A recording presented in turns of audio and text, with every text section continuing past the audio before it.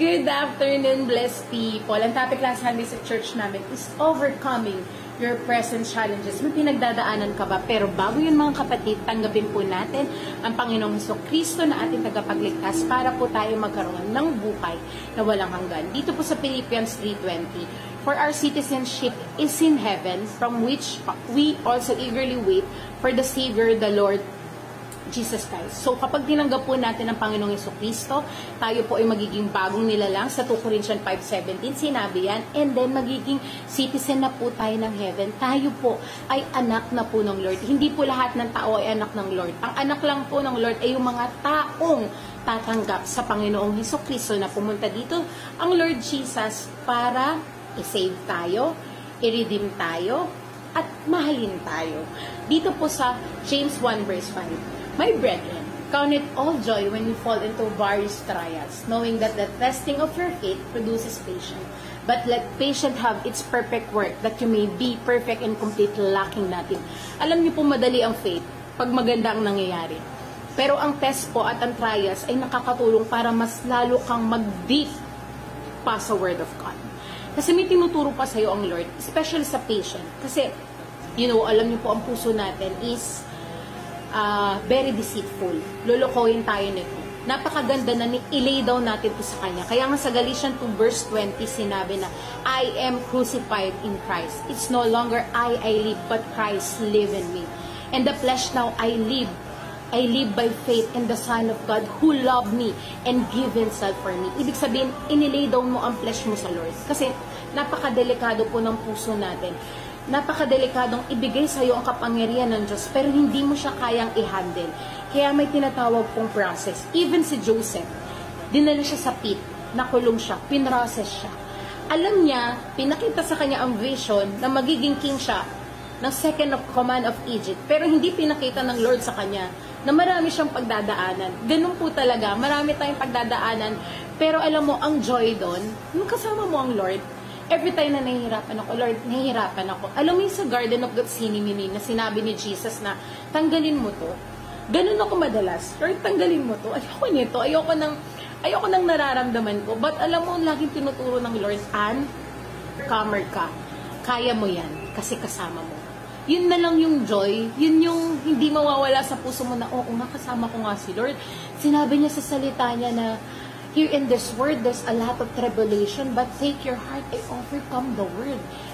Promise niya yun. At sino nagsasabi nun sa'yo? The Holy Spirit. Siya naman ang nagsasabi nun sa'yo. At napaka-powerful po kapag nagkaroon ka ng totoong relationship sa Holy Spirit. Kasi tutulungan ka niya sa lahat ng sitwasyon mo. At saka tayo kasi, ang problema natin mga Christian, kinakalimutan natin yung mga magagandang ginawa ng Lord sa buhay natin.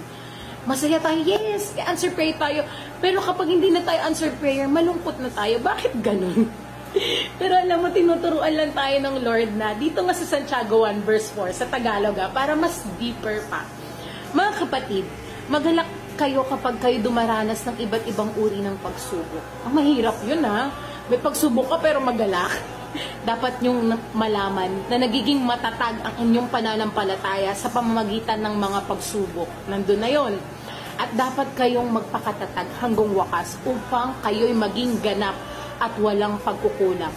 Then all things work for good sa buhay mo ngayon, at kung nasaan ka, kailangan mo lang ma-feel ang presence ng Lord.